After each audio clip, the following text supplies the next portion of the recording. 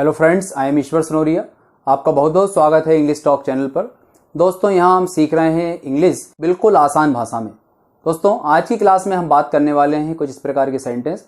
अक्सर आप कहते होंगे, काश मैं वहां गया होता, काश मेरे पास बहुत सारे रुपए होते, काश मैं एक पक्षी होता, काश मैं एक राजा होता, काश मैं भारत का प्रधानमंत्री होता, काश मैं मध्य प्रदेश का मुख्यमंत्री होता, काश मैं अमेरिका का राष्ट्रपति होता, काश मैं अमिताभ बच्चन होता, काश में ऋतिक रोशन होता।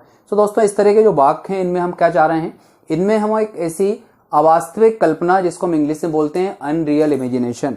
यहाँ पर हम बात कर रहे हैं अनरियल इमेजिनेशन की। अनरियल इमेजिनेशन यानी ऐसी कल्पना जो कभी भी सच नहीं हो सकती, जो कभी भी वास्तविकता में नहीं बदल सकती, इसलिए उसको हम बोल रहे हैं अनरियल इमेजिनेशन। और इन वाक्यों में जो है हम अनरियल इमेजिनेशन के बारे में बात कर रहे हैं।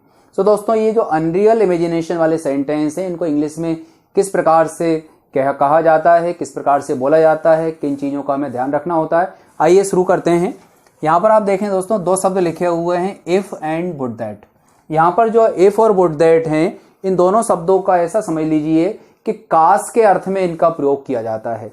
जैसे हम कहेंगे, काश में एक पक्षी होता, तो चूंकि ये अनरियल इमेजिनेशन है, इसलिए इसमें एक व्यक्ति कुछ भी होने की कल्पना कर सकता है। तो यहाँ पर हम जब इस तरह के सेंटेंस को बोलेंगे, जैसे हम उदाहरण के लिए एक सेंटेंस ले लेते हैं, काश में एक पक्षी होता, तो यहाँ पर इस काश के लिए बोला जाएगा वुड दैट। या तो हम वुड दैट बोल सकते हैं, या फिर हम यहाँ पर जो है इफ का प्रयोग भी कर सकते हैं। अगली चीज ध्यान देना है दोस्तों, चूंकि एक अनरियल इमेजिनेशन है, इंग्लिश का जो एक्चुअल रूल है उसके अकॉर्डिंग नहीं है, ये जो बेसिक हम बात करते हैं, तो यहाँ पर जो आई के साथ जो हेल्पिंग वर्ब लगनी है, वो ये ध्यान रखना होगा, हमेशा ही वर का प्रयोग होना है। सिंपल पास्ट टेंस में हम आई के साथ वॉज का प्रयोग करते हैं, लेकिन यहाँ पर हमें अनिवार्य रूप से आई के साथ में वर का ही प्रयोग करना है। अब हमने कहा काश में एक पक्षी होता, तो काश के लिए हम जो वर्ड यूज कर रहे हैं वो बोलेंगे would that. I were a bird, में एक पक्षी होता, सो यहां पर हम कहेंगे आई वर अ बर्ड। यानी अब अपने आप को आप जो भी कुछ बताना चाहते हैं, शुरुआत वुड दैट से करें, आई के साथ वर लगाएं, और यहां पर आप अपने आप को कुछ भी कह सकते हैं। जैसे अगर आपको कहना है काश में अमिताभ बच्चन होता, तो कहेंगे वुड दैट आई वर अमिताभ बच्चन। काश में ऋतिक रोशन होता, वुड दैट आई वर ऋतिक रोशन। काश में अमेरिका का राष्ट्रपति होता, would that I were president of America. अब अगर हमें ये कहना है कि काश में ऐसा होता, लेकिन अगर होता तो मैं क्या करता, उसमें सेंटेंस को और कनेक्ट करना है, तो यहां पर हमें ध्यान देना पड़ेगा। जब सेकंड सेंटेंस के साथ कनेक्ट किया जाएगा, तो यहां पर मॉडल वर्ब के रूप में हमेशा आपको शुड का प्रयोग करना होगा। जैसे यहां पर कहा काश में एक पक्षी होता, तो पहला पार्ट तो हम सीख गए, हमने कहा would that I were a bird, तो मैं क्या करता, मैं अभी उड़ान भरता और वहां पहुंच जाता। तो यहां पर हमें कहना होगा आई शुड, यानी यहां पर हमें मॉडल वर्ब के रूप में शुड का प्रयोग करना है, I should fly and reach there. तो पूरा सेंटेंस क्या हुआ दोस्तों, काश में एक पक्षी होता, तो would that I were a bird, या फिर if I were a bird I should fly and reach there. जैसे अगर हमें कहना है, यदि मैं इंडिया का प्राइम मिनिस्टर होता तो मैं गरीबों की मदद करता, तो हम कहेंगे if I were prime minister of India, या would that I were prime minister of India I should help the poor. यदि मैं अमेरिका का राष्ट्रपति होता, तो पूरी दुनिया को मजबूत बनाने के लिए काम करता या कोशिश करता। If I were president of America, या फिर would that I were president of America I should try to make the world strong and beautiful.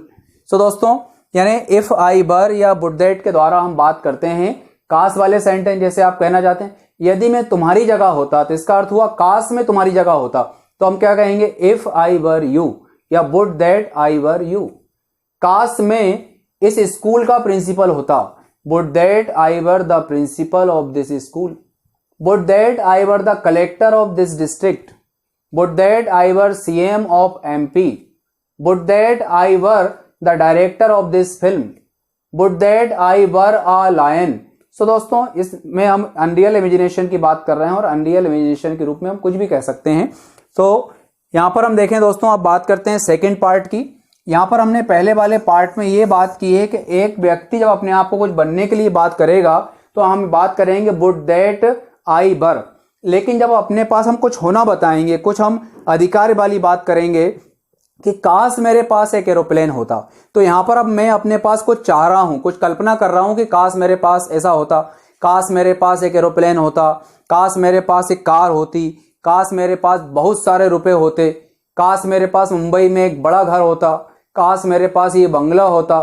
तो दोस्तों इस तरह के सेंटेंस में हमें बस इतना सा याद रखना है कि हमें यहाँ पर जो है हेल्पिंग वर्ब के रूप में यहाँ पर वर्ब के प्लेस पर हेड का प्रयोग करना है। यदि मैं खुद को कुछ बता रहा हूं, if I were a bird, तो यहाँ वर्ब का यूज कर रहे हैं। लेकिन काश मेरे पास कुछ होता, तो यहाँ पर हमें जो है हेड का प्रयोग करना होगा।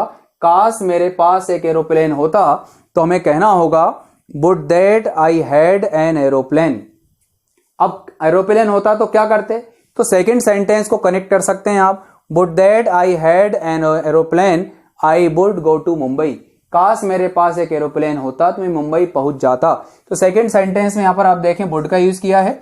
यहां पर आप चाहें तो शुड का भी यूज करके इस बात को कह सकते हैं, यानी इस बात को दो तरह से कहा जा सकता है, would that I had an aeroplane I would go to Mumbai, या हम वुड दैट के प्लेस पर शुरुआत इफ से कर सकते हैं, if I had an aeroplane I would go to Mumbai, या फिर I should go to Mumbai.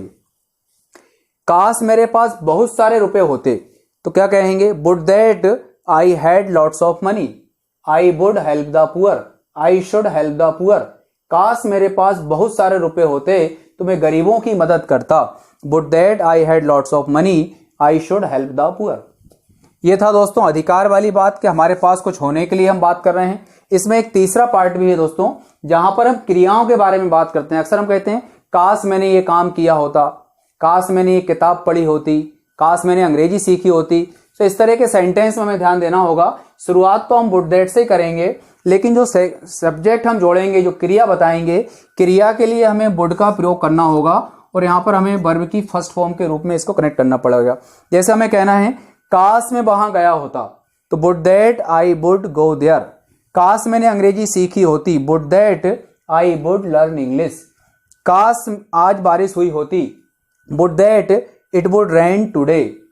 काश हमने उस व्यक्ति की मदद की होती, would that we would help that man. So दोस्तों यहाँ पर हमने बात की है अनरियल इमेजिनेशन के बारे में, 3 प्रकार के सेंटेंस की जिनकी शुरुआत काश से होती है। तो पहले वाले में हमें वुड दैट आई वर यानी वर का प्रयोग करना है, सेकंड पार्ट में हमें जो है हेड का प्रयोग करना है, अपने पास हम कुछ चीजों को होना चाहते हैं और कोई क्रिया के बारे में बात करना है, तो यहाँ पर हमें वुड लगा करके मैन वर्ब की फर्स्ट फॉर्म से जोड़ना है।